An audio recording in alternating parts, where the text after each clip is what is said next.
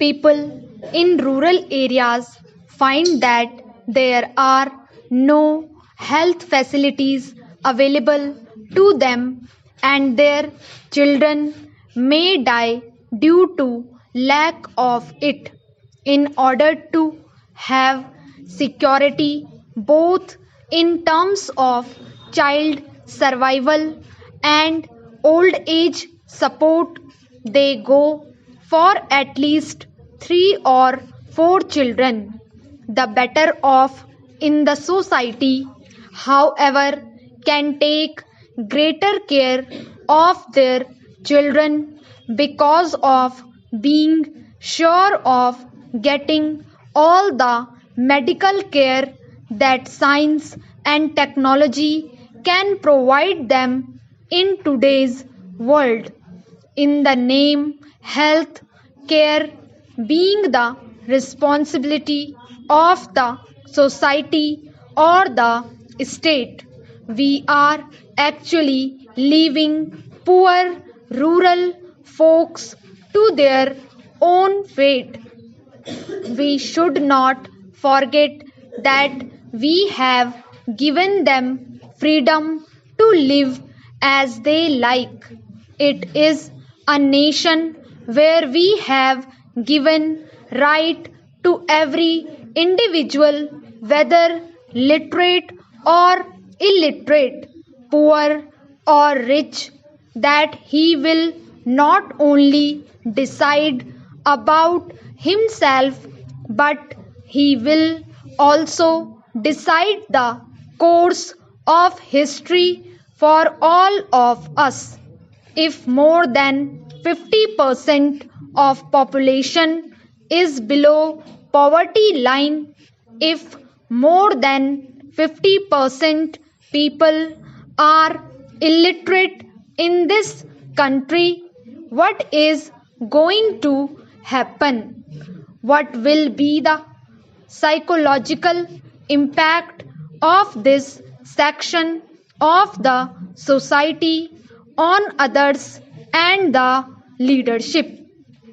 The other related question for human capital build-up is the nature and quality of the educational system. We need to question ourselves as to how far we have been able to improve and reform the educational system which was handed over to us by the British. In spite of a large number of studies, reports of committees and high power commissions and their recommendations, the educational system in the country is essence continues to be the same as it was during the colonial phase of Indian history. We have yet not reformed the system to be the one which could promote professional competence or help the youth to think independently, and that too in terms of immediate community and national interest. The educational system needs to be thought of in a different manner than what has been the case so far. Spread of education is closely associated with population control. This has been amply demonstrated in Kerala, which has the highest literacy rate and the lowest rate of population growth. The opposite is true of states like Madhya Pradesh and Rajasthan, where literacy rate is not high. Education, particularly among the women increases the effectiveness of population control programs. To build human capital of excellence has therefore to be the primary concern of a purposeful population policy. Education of women is particularly important, and this aspect of education is lacking in our country. If women are educated, they can take better care of their children and play a great role in making them healthy, useful, and intelligent citizens.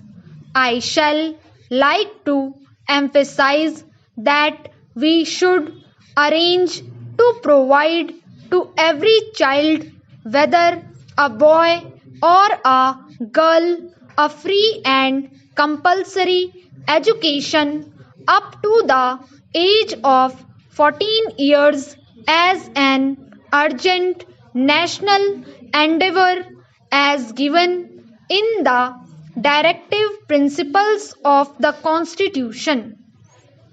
Providing education and health care to all children means that they grow into a healthy young man or young woman who would expect productive jobs in order to lead a life of dignity.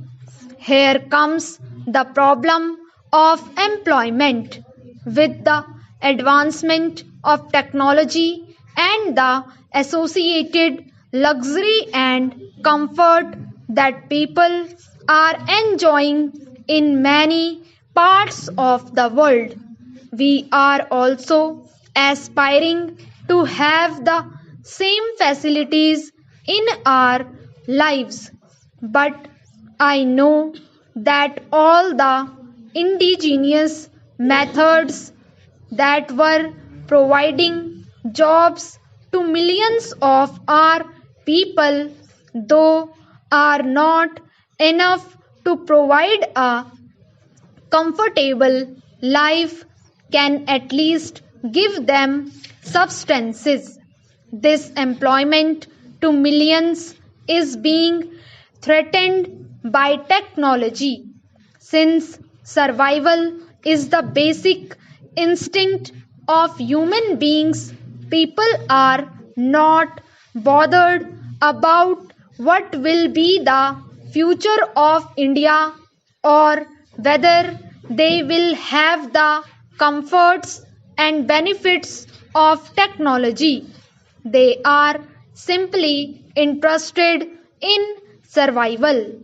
As long as a large section of population is just struggling for survival, we cannot pull out from them the indigenous employment facilities that gave them sustenance.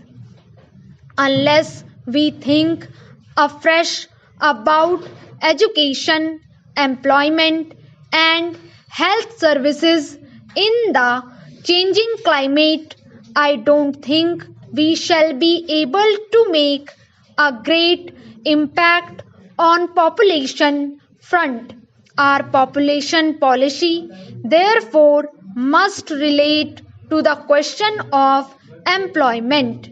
How best to exploit the human capital remains a critical question.